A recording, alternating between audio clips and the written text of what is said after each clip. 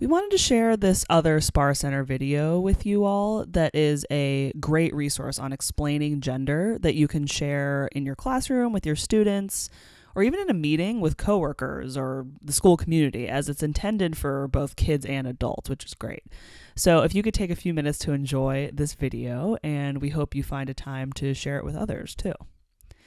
And then moving on right after the video, now that we've talked about general classroom policies and procedures, we want to actually focus on curriculum. So we want to dive into that. We've shared with you our elementary educator toolkit that I helped create with a SPAR Center intern, Camilla, who I actually wish could speak on this too, because she's incredibly bright. She's a college student and did such an amazing job with this toolkit. So thank you, Camilla.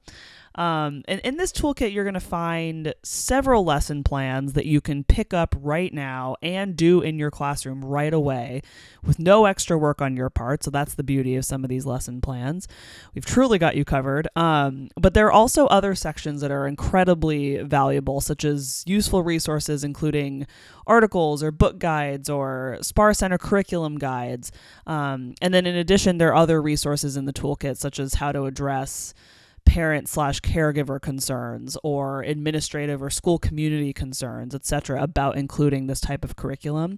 And we're going to dive deeper into those later on. So we'll give you more information, but the toolkit is a really great resource and we hope you enjoy it. And of course, if you have any questions about it, let us know. So if you can take a second to open that toolkit, you will see several lesson plans that Camilla and I either created ourselves or accumulated from other sources that we'll explain about teaching gender and sexual identity and queer history, etc., etc. And they are all specifically designed for elementary school students. So those lesson plans can often be hard to find because, as we said, some people have thought that teaching these kinds of topics to elementary students is not age appropriate. But that's why we thought it was really important to include these types of lesson plans that we found and that we created ourselves, like I said. So some of the gender-specific lesson plans that we included involve addressing and discussing gender identity and vocabulary and pronouns and general stereotypes and ones in the media and bullying, for example. So I thought we could take a closer look at one of the gender lesson plans we included. And then we'll take a look at a sexual identity one and then a queer history one. But for now, if you'd like to look at this gender lesson plan that we have, this is an example called the Gender Snow Person. And you all might have heard of variations on this one. And then there's a screenshot of part of this lesson plan on the right here. And then obviously in the toolkit, there are actual links to it. But this lesson plan was developed by Welcoming Schools, which is an amazing part of the Human Rights Campaign Foundation. And they have an incredible amount of resources on lesson plans and other topics too. So I would definitely check them out. And this particular lesson plan is suggested for grade levels 3 through 8, but obviously could be adjusted for younger ages as well. And the Gender Snow Person is a figure that they use to kind of break down concepts of gender. So, for example, students will learn more about those 3 dimensions of gender that I mentioned earlier. They'll learn some gender vocabulary, and they'll get practice in using gender-neutral terms like snow person instead of snowman, for example. So, we talked about earlier how important that is to use in that kind of language in the policies, but also in lesson plans. This is great practice for that. So this activity involves drawing a snow person and showing different elements of the snow person's gender, so including sex assigned at birth, which they give you other language for if you're teaching really little ones, and obviously it's a very appropriate language. And then there are also different elements of the snow person, like the gender identity and expression. So this is a great resource to discuss the basics of gender. And as you can see, if you open up the lesson plan, you can see that kids have opportunities to, add a hat to the snow person or a scarf or something like that to really display expression, which is really fun too. And then as we shared earlier, if you look at the next slide, Talking about sexual identity with little ones is important and can and should be done, of course, in an age-appropriate way. So some of the lesson plans we included are really great age-appropriate ways to do that, and again, to practice that language and normalizing these conversations. So some sexual identity lesson plans that we have in the toolkit are about general social identities, addressing bullying and name calling, and even family diversity. So this example that I'm going to show you, or that you can take a look at in the slides and the toolkit, is about Love Makes a Family, and it's an art display that you can put up in your classroom, and this would fall under the family diversity section. So this lesson plan is also a Welcoming Schools one, and it's designed for K through 3 students. So that's a gold mine right there. Finding a sexual identity lesson plan that involves the really little ones that is very age appropriate. This one is a very, very easy to do, very accessible lesson plan that, again, that you can just pick up from our toolkit or from the Welcoming Schools website and implement immediately. And then, of course, this can be adapted to 4th or 5th grade students as well, or even if you interact with older students too. It's very easy to change based on the age.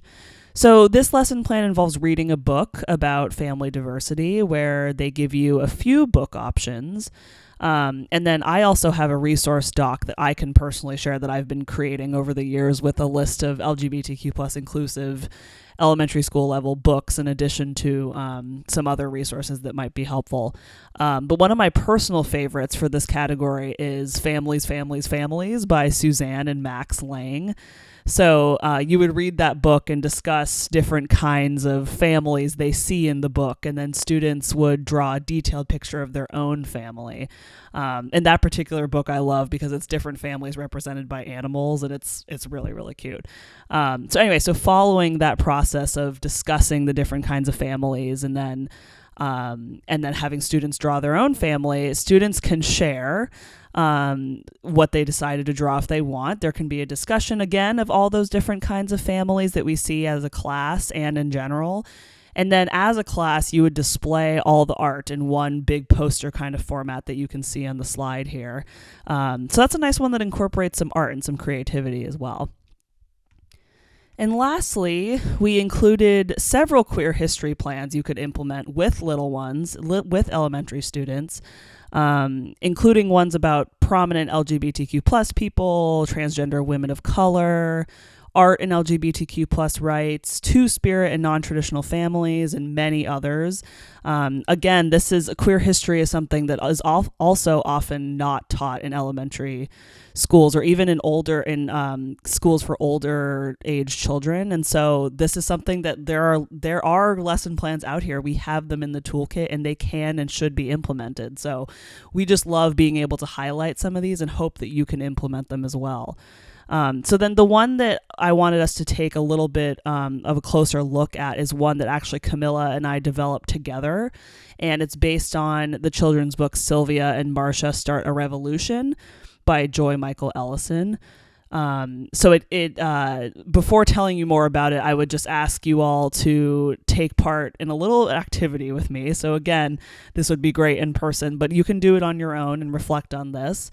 So after I explain it, if you could pause the video and take some time to work on it, that would be great. But so the activity involves looking through the lesson plan entitled The Stonewall Riots, Sylvia Rivera and Marsha P. Johnson in the toolkit that Camilla and I created. And you'll run through it and just practice how you might implement it in your classroom. And that's it. That's the activity. And I think it's a very approachable lesson plan. And of course, if you have any questions, feel free to reach out. But I think it's one that's very important, and it's age appropriate, and it discusses Stonewall, which is an important moment in queer history, and that some people know about, but not as much as there might be certain details that aren't often told. And so I think this is a great way to, again, get students engaged in the conversation. And it's through a fun children's book that, that they could really get engaged in, and that is age appropriate. So I hope you all enjoy that lesson plan. And of course, let us know if you have questions.